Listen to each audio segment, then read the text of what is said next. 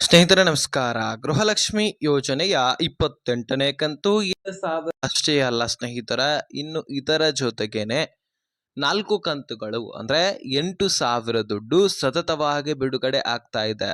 ಈ 28ನೇ ಕಂತಿನ ಹಣ ಅಂತೂ ಇಂದು ಈ 14 ಜಿಲ್ಲೆಗಳಿಗೆ ಬಿಡುಗಡೆ ಆಗ್ತಾ ಇದೆ.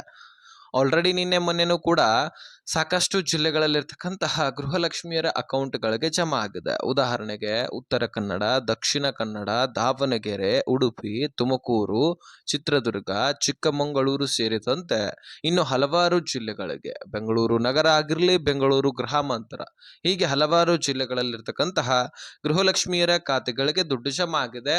ಹಾಗೆ ಇಂದು ಕೂಡ ದುಡ್ಡು ಜಮಾ ಆಗ್ತಾ ಇದ್ದು, ಯಾವ ಯಾವ ಜಿಲ್ಲೆಗಳಲ್ಲಿರ್ತಕ್ಕಂತಹ ಗೃಹಲಕ್ಷ್ಮಿಯರ ಖಾತೆಗಳಿಗೆ ಈ ಒಂದು ಗೃಹಲಕ್ಷ್ಮಿ 28ನೇ ಕಂತಿನ ಹಣ ಬರ್ತಾ ಇದೆ. ಇವತ್ತು 14 ಜಿಲ್ಲೆಗಳಂತೂ ನೀವು ತಿಳ್ಕೊಳ್ಳೇಬೇಕು, ಯಾಕಂದ್ರೆ ಆ ಜಿಲ್ಲೆಗಳಲ್ಲಿ ನಿಮ್ಮ ಜಿಲ್ಲೆನೂ ಕೂಡ ಆಗಿರಬಹುದು. ಹೀಗಾಗಿ ತೀರಾ ಇಂಪಾರ್ಟೆಂಟ್ ಮಾಹಿತಿ. ಜೊತೆಗೆ ಈ 28ನೇ ಕಂತಿನ ಹಣದ ಜೊತೆಗೆ ಇನ್ನು 4 ಕಂತುಗಳು ಯಾವುವು, ಸೊ ಪ್ರತಿಯೊಂದು ಡೀಟೇಲ್ಸ್ ಅನ್ನ ಈ ಒಂದು ವಿಡಿಯೋದಲ್ಲಿ ತಿಳಿಸ್ಕೊಡುವಂತಹ ಪ್ರಯತ್ನ ಮಾಡ್ತೀನಿ. ಈ ಬಾರಿ ಬಜೆಟ್ ಮಂಡಲಲ್ಲಿ ಅಂತೂ ಗೃಹಲಕ್ಷ್ಮಿಯರಿಗೆ ಭರ್ಜರಿ ಗುಡ್ ನ್ಯೂಸ್ ಕೊಟ್ಟಿದ್ದಾರೆ. ಹೋದ ವರ್ಷದಲ್ಲಿ ಕಳೆದ 4 ಅಥವಾ 5 ತಿಂಗಳ ಹಣ ಪೆಂಡಿಂಗ್ ಉಳಿದಿತ್ತಲ್ವಾ, ಆ ರೀತಿಯಾಗಿ ಈ ವರ್ಷದಲ್ಲಿ ಆಗೋದಿಲ್ಲ. ಯಾಕಂದ್ರೆ ಅಷ್ಟು ದುಡ್ಡನ್ನ ಮೀಸಲಿಟ್ಟಿದ್ದಾರೆ. ಗೃಹಲಕ್ಷ್ಮಿ ಯೋಜನೆಗೆ ಎಷ್ಟು ದುಡ್ಡು ಬೇಕೋ ಆ ಎಲ್ಲ ದುಡ್ಡುಗಳು ಕೂಡ ಈ ಒಂದು ಬಜೆಟ್ ಮಂಡನೆಯಲ್ಲಿ ಘೋಷಣೆ ಮಾಡಿದ್ದಾರೆ.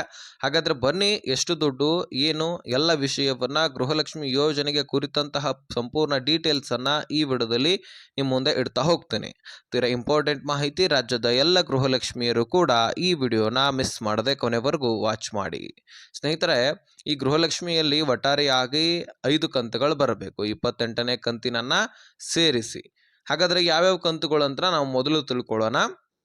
ಸ್ನೇಹಿತರೆ, ಹೋದ ವರ್ಷದಲ್ಲಿ ಈಗಾಗಲೇ 26, 27ನೇ ಕಂತಿನ ಹಣ ಅಂದ್ರೆ ನವೆಂಬರ್ ಡಿಸೆಂಬರ್ ತಿಂಗಳ ಹಣ ಆಲ್ರೆಡಿ ಈಗಾಗಲೇ ರಂಜಾನ್ ಹಬ್ಬ ಮುಗೀತು, ಯುಗಾದಿ ಹಬ್ಬ ಮುಗೀತು.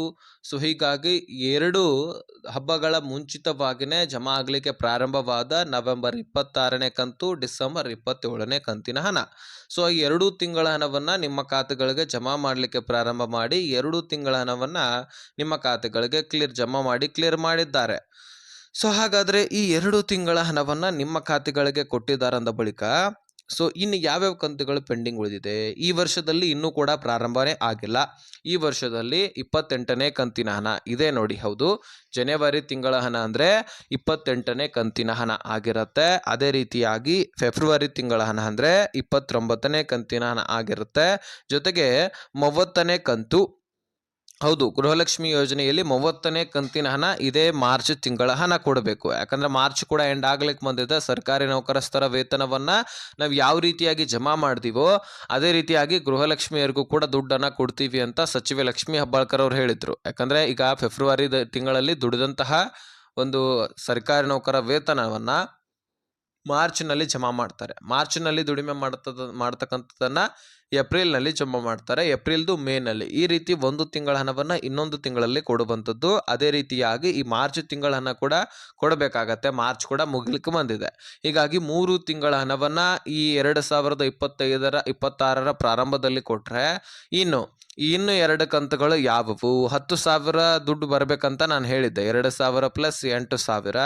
ಇನ್ನು 2 ಕಂತುಗಳು ಯಾವುವು ಅಂದ್ರೆ ಹೋದ ವರ್ಷದ 2025ರ ಪ್ರಾರಂಭದಲ್ಲಿ ಫೆಬ್ರವರಿ ಮತ್ತು ಮಾರ್ಚ್ ತಿಂಗಳ ಹಣವನ್ನ ಸರ್ಕಾರ ಕೊಟ್ಟಿರಲಿಲ್ಲ.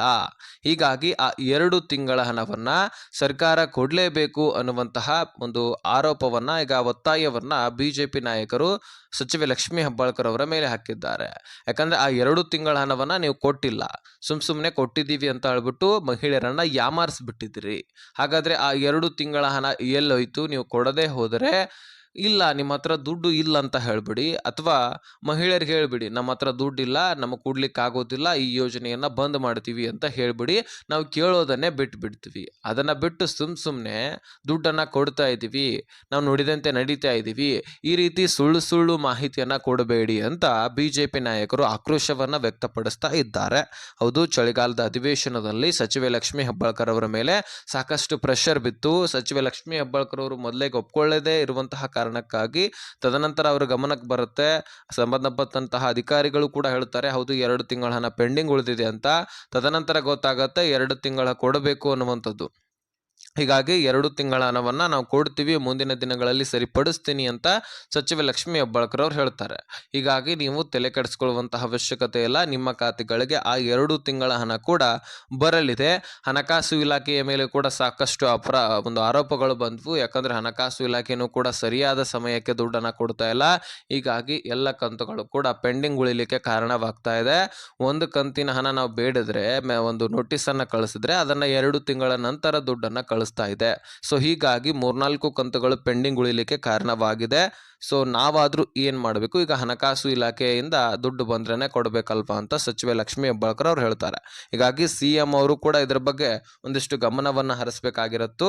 ಸೊ ಹಾಗಾಗಿ ಈ ವರ್ಷದಲ್ಲಿ ಸಚಿವೆ ಲಕ್ಷ್ಮೀ ಹೆಬ್ಬಾಳ್ಕರ್ ಅವರು ಬಜೆಟ್ ಮಂಡನೆಗಿಂತ ಮುಂಚಿತವಾಗಿನೇ ಕೂಡ ಹೇಳ್ತಾ ಬಂದಿದ್ದಾರೆ, ನಮಗೆ ಗೃಹಲಕ್ಷ್ಮಿ ಯೋಜನೆಗೆ ಎಷ್ಟು ದುಡ್ಡು ನೀವು ಕೊಡಬೇಕಾಗಿರುತ್ತೋ ವರ್ಷಕ್ಕೆ ಅಷ್ಟೆಲ್ಲ ದುಡ್ಡನ್ನ ನೀವು ಸಪರೇಟ್ ಆಗಿ ಗೃಹಲಕ್ಷ್ಮಿ ಯೋಜನೆಗೆ ಮೀಸಲಿಡಲೇಬೇಕು ಅಂತ ಒಂದು ಮಾಹಿತಿಯನ್ನ ಕೊಟ್ಟಿದ್ರು. ಅದರ ಪ್ರಕಾರ 28,608 ಕೋಟಿ ಮೀಸಲಿಟ್ಟಿದ್ದಾರೆ. ಒಂದು ಕಂತಿಗೆ 2,400 ಕೋಟಿಯಷ್ಟು ಸಮಥಿಂಗ್ ಹಣ ಬೇಕಾಗತ್ತೆ. ಹೀಗಾಗಿ ವರ್ಷಕ್ಕೆ 12 ತಿಂಗಳು 12 ಕಂತುಗಳು, ಹೀಗಾಗಿ 28,608 ಕೋಟಿ ಹಣ ಮೀಸಲಿಟ್ರೆ ಇದು ಸಾಕಾಗತ್ತೆ.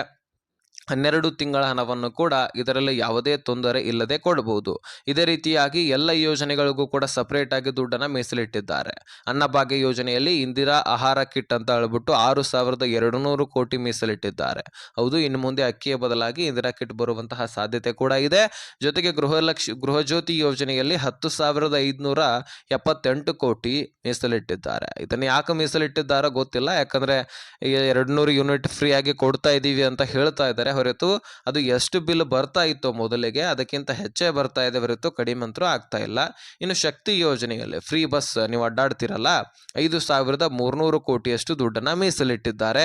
ಹೀಗೆ ಅದರದೇ ಆದಂತಹ ಯೋಜನೆಗೆ ಅದರದೇ ಆದಂತಹ ದುಡ್ಡನ್ನ ಈ ಬಾರಿ ಮೀಸಲಿಟ್ಟು ಬಿಟ್ಟಿದ್ದಾರೆ. ಹೋದ ವರ್ಷದಲ್ಲಿ ಹೀಗಾಗಿತ್ತು, ಎಲ್ಲ ಯೋಜನೆಗಳಿಗೆ ಸೇರಿಸಿ ಒಂದು 50,000 ಕೋಟಿನೋ ಅಥವಾ 60,000 ಕೋಟಿನೋ ಈ ರೀತಿ ಮೀಸಲಿಡ್ತಾ ಇದ್ರು. ಈಗ ಸಪರೇಟ್ ಆಗಿ ಮೀಸಲಿಟ್ಟು ಅದರದೇ ಆದಂತಹ ಯೋಜನೆಗಳನ್ನ ಕೊಡ್ತಾ ಇದ್ದಾರೆ. ಓಕೆನಾ. ಸೊ ಇದ್ರ ಬಗ್ಗೆ ಕ್ಲಾರಿಟಿ ಸಿಕ್ಕಿದೆ ಅಂತ ಅನ್ಕೊಳ್ತೀನಿ. ಇನ್ನು 14 ಜಿಲ್ಲೆಗಳನ್ನ ನಾವು ತಿಳ್ಕೊಳ್ಳೋಣ. ಬಹುತೇಕ ಲೇಟ್ ಆಗಿರಬಹುದು ನಿಮಗಂತರೂ. 14 ಜಿಲ್ಲೆಗಳು ಈ ರೀತಿಯಾಗಿದೆ ನೋಡಿ ಸ್ನೇಹಿತರೆ. ಮೊದಲನೇದಾಗಿ ಬೆಳಗಾವಿ, ಅದೇ ರೀತಿಯಾಗಿ ಬೆಂಗಳೂರು ನಗರ ಮತ್ತು ಬೆಂಗಳೂರು ಗ್ರಾಮಾಂತರದಲ್ಲಿ ಇನ್ನೂ ಕೂಡ ಬಾಕಿ ಉಳಿದಿದ್ದಾರೆ, ಅವ್ರಿಗೂ ಕೂಡ ಜಮಾ ಆಗಬೇಕು.